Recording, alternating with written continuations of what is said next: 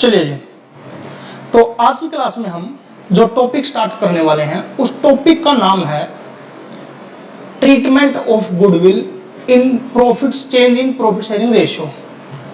आसान सा टॉपिक है।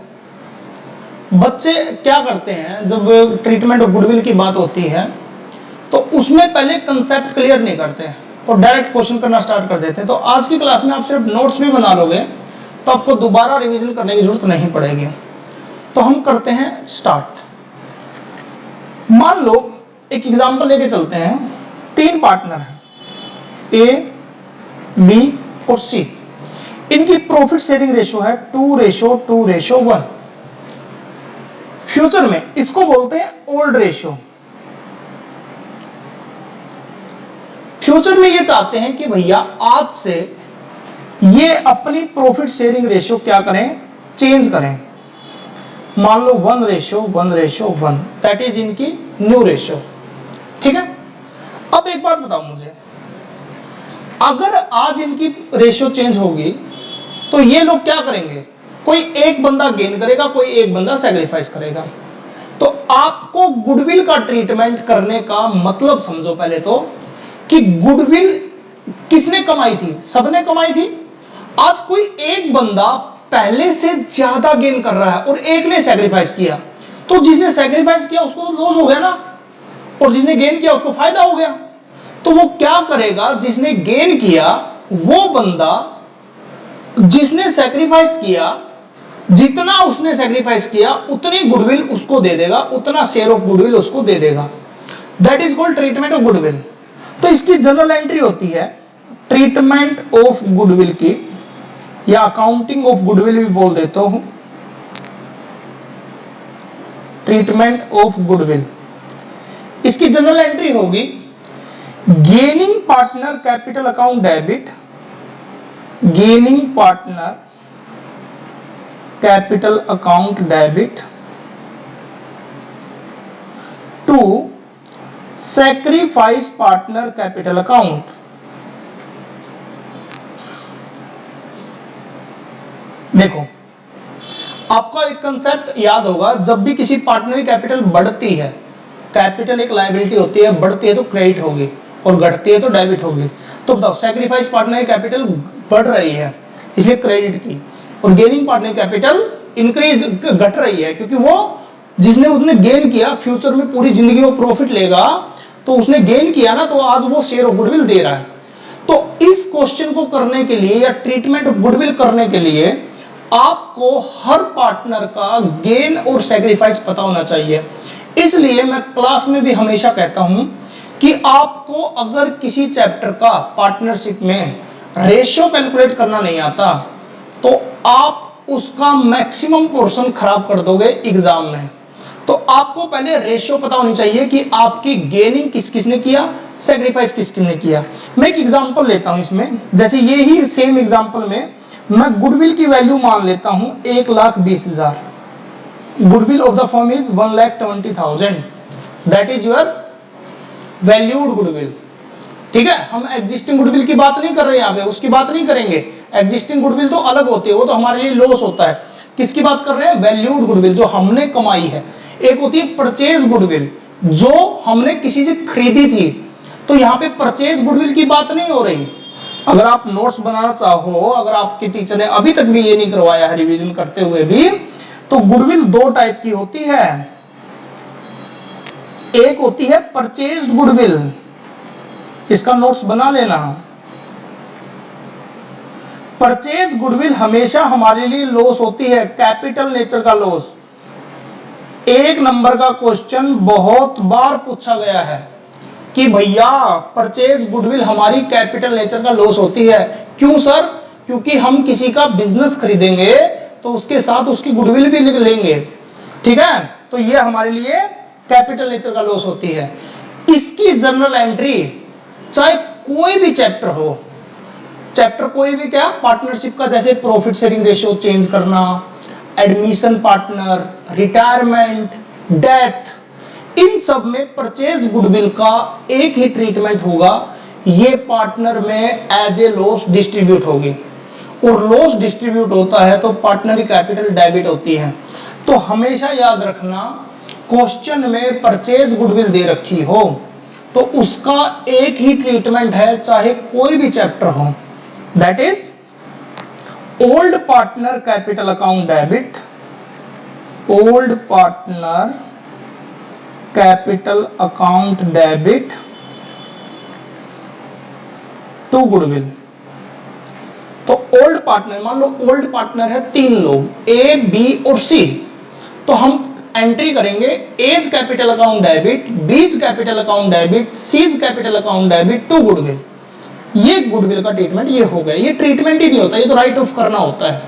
तो परचेज गुडविल सिर्फ आपकी राइट ऑफ होगी पार्टनर्स में। समझ में आ गया? प्रॉब्लम आती है वैल्यूड गुडविल।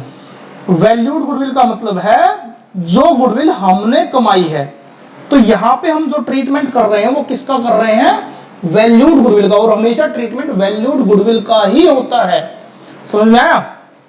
तो देखिए भाई, इस क्वेश्चन में मैं ए का अलग, बी का अलग और सी का अलग, तीनों का गेन या फिर सैक्रिफाइस कैलकुलेट करूंगा।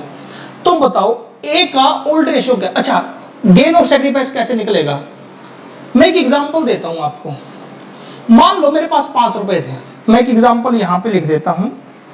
मेरे पास पहले 5 रुपए थे और मेरे भाई के पास भी 5 रुपए थे। हो सकता है ना? हो सकता है। आज मेरे पास 6 रुपए हैं, मेरे भाई के पास 4 रुपए हैं। ये कैसे पॉसिबल है? देखना, जरा ध्यान से पढ़ना। पहले 5-5 थे, आज मेरे पास बढ़ गए, उसके पास घट गए। तो मतलब क्या हुआ? 1 रुपया उसने मुझे दे दिया और मैंने 1 रुपया ले लिया। तो मैंने क्या किया? गेन। मैंने क्या किया? गेन। और उसने क्या किया? सैक्रिफाइस। तो अगर उसने सैक्रिफाइस किया, क्यों किया सर? क्योंकि उसके पास पहले 5 रुपए थे, आज 4 रुपए हैं, तो 1 रुपया उसने क्या कर दिया? सैक्रिफाइस कर दिया। तो हमारा एक फार्मूला होता है old ratio minus new ratio. एक बात बताओ, ओल्ड माइनस न्यू करूंगा मतलब पहले का माइनस आज का। अगर पॉजिटिव आया तो सैक्रिफाइस। देखो भैया, मेरा भाई का पॉजिटिव आया होगा, क्योंकि 5 में से 4 माइनस करोगे तो 1 रुपया पॉजिटिव आएगा। लेकिन नेगेटिव आएगा तो गेन करेगा। 5 में से 6 माइनस करोगे तो माइनस का आएगा ना, बट वो गेन होगा। तो एक फार्मूला आपकी मैडम या सर ने लिखवाया होगा, old ratio minus new ratio. अगर पॉजिटिव आए तो सैक्रिफाइस, नेगेटिव आए तो गेन। चलिए इस क्वेश्चन में देखते हैं हम। ओल्ड रेशियो ए की कितनी है? 2/5। 5 कैसे आया? कभी भी रेशियो में कन्वर्ट करना भी कई बच्चों को नहीं आता, डिवाइड करना तक नहीं आता यार। तो हमेशा याद रखो, जो ए का शेयर है डिवाइड बाय उनका सबका टोटल, -1/3, -1/3। बी का सेम 2/5 माइनस 1/3। सी का सेम 1/5 माइनस 1/3। अगर मैं एलसीएम लूं, 15 एलसीएम हो गया, 6 माइनस 5, 1/15। इसने पॉजिटिव आया तो इसने सैक्रिफाइस किया होगा। 15,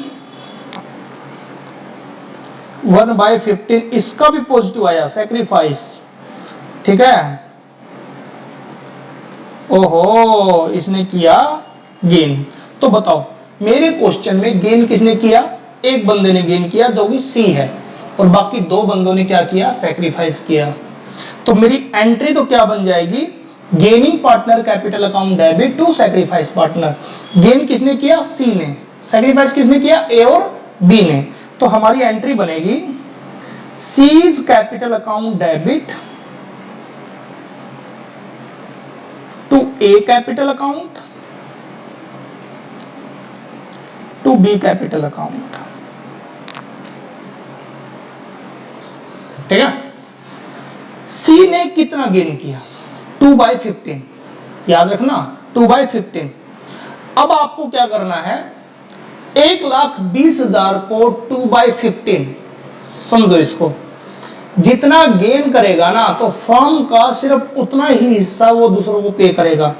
तो आपको क्या करना है? ऐसा करते हैं, गुडविल सिंपल करने के लिए एग्जांपल में 1,50,000 अज्यूम कर लेते हैं, जिससे हमारी कैलकुलेशन सिंप्लीफाई हो जाए और हमें टाइम ना लगे।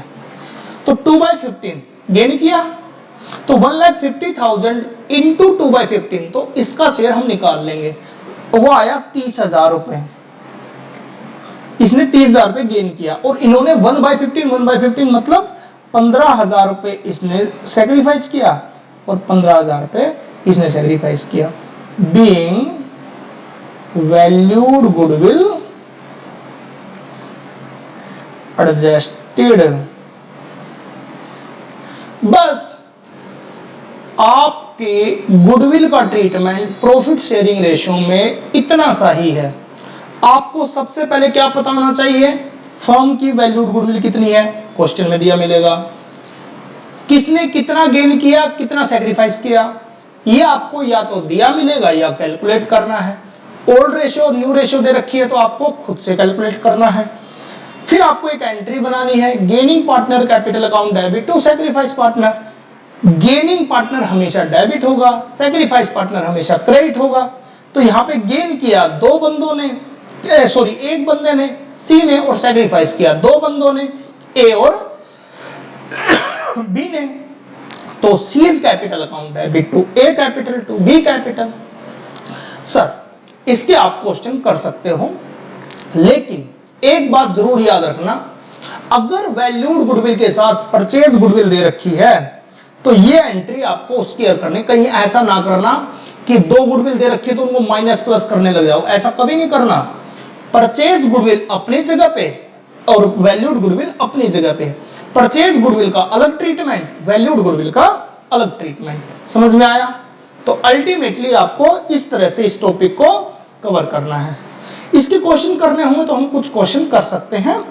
Thank you very much. Next class में हम नेक्स्ट टॉपिक करेंगे।